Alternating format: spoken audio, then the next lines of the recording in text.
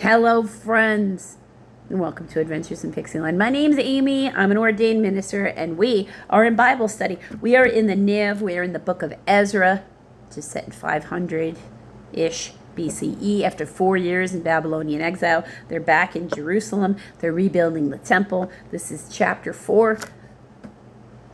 People are having opposition to the rebuilding of the temple, but the emperor said so. God ordered it, and he got the emperor to pay for it. Somebody's salty. When the enemies of Judah and Benjamin heard that the exiles were building a temple for the Lord, the God of Israel, they came to Zerubbabel and to the heads of the families and said, "Let us help you build, because like you, we seek your God and have been sacrificing to him since the time of Esarhaddon, Esarhaddon, king of Assyria, who brought us here."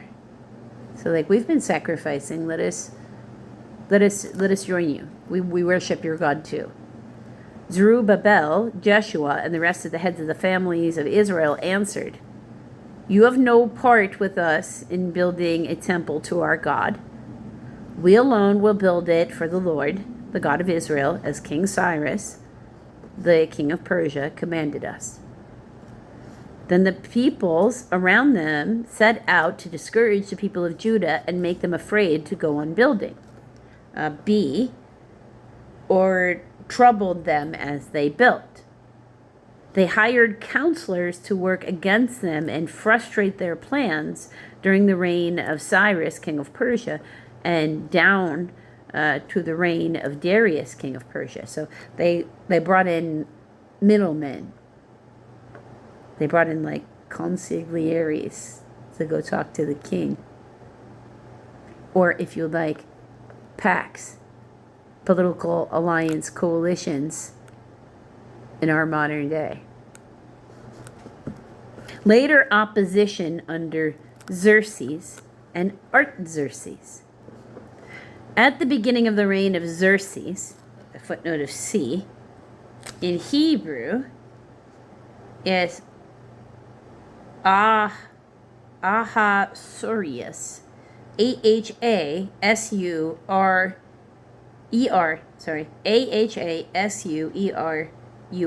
which is really literally just the Hebrew version of the same name, the meaning of each name. They lodged an accusation against the people of Judah and Jerusalem. And in the days of Artaxerxes, king of Persia, Bishlam, Bishlam, Mithredath, Mitredath,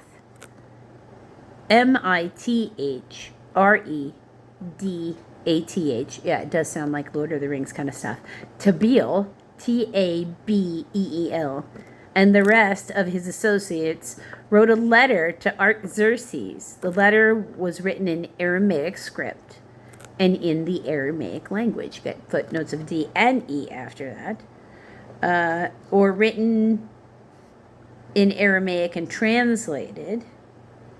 The text of Ezra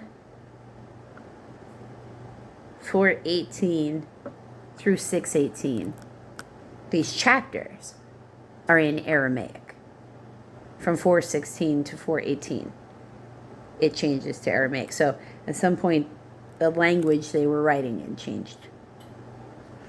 Rehum, the commanding officer, and Shimshai, Shimshai, the secretary, wrote a letter against Jerusalem to Artaxerxes the king as follows. Rehum, the commanding officer, and Shimshai, the secretary, together with the rest of their associates, the judges and officials over the men of Tripolis, Tripolis,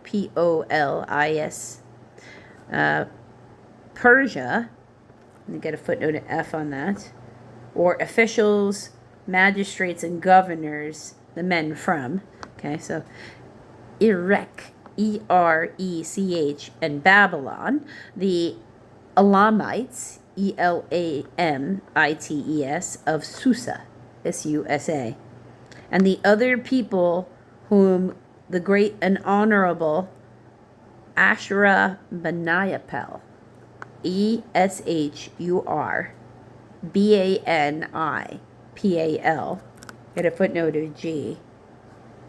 Aramaic is Osnappar. Osnappar. Osnappar. That sounds like a Pokemon.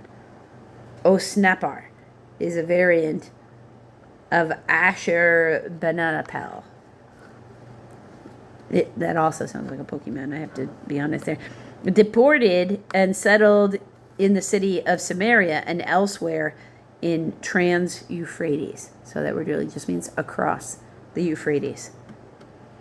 This is a copy of the letter they sent him.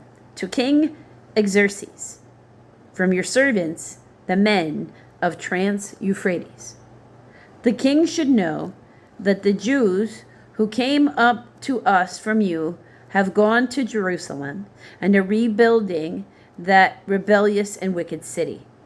They are restoring the walls and repairing the foundations. Furthermore, the king should know that if this city is built and its walls are restored, no more taxes, tribute, or duty will be paid, and the royal revenues will suffer. Now, since we are under obligation to the palace, and it is not proper for us to see the king dishonored, we are sending this message to inform the king, so that a search may be made in the archives of your predecessors. In these records, you will find that this city is a rebellious city, troublesome to the kings and provinces, a place of rebellion from ancient times. This is why this city was destroyed. We inform the king that if this city is rebuilt and its walls restored, you will be left with nothing in Trans-Euphrates. Like, they will conquer everything right from underneath your nose. The king sent this reply. To Rehum, the commanding officer, Shimshai, the secretary, and the rest of their associates living in Samaria and elsewhere in the Trans-Euphrates. Greetings. The letter you sent us has been read and translated in my presence. I issue the order a search was made, and it was found that the city has a long history of revolt against kings, and it has been a place of rebellion and sedition. Jerusalem has made powerful kings ruling over the whole of Trans-Euphrates, and taxes, tribute, and duty were paid to them. Now issue an order to these men to stop work, so this city will not be rebuilt until I so order. Be careful not to neglect this matter. Why let this debt grow to the detriment of royal interests? As soon as the copy of the letter of King Xerxes was read to Rehum and Shimshai, the secretary, and their associates, they went immediately to the Jews in Jerusalem and compelled them by force to stop. Like, they came in and started beating people, really. Thus, the work of the house of God in Jerusalem came to a standstill until the second year of the reign of Darius, king of Persia. So that's how fickle the world of men is. They will forget what was set upon if things take a really long time. It can't be done like that. They'll forget they even said anything.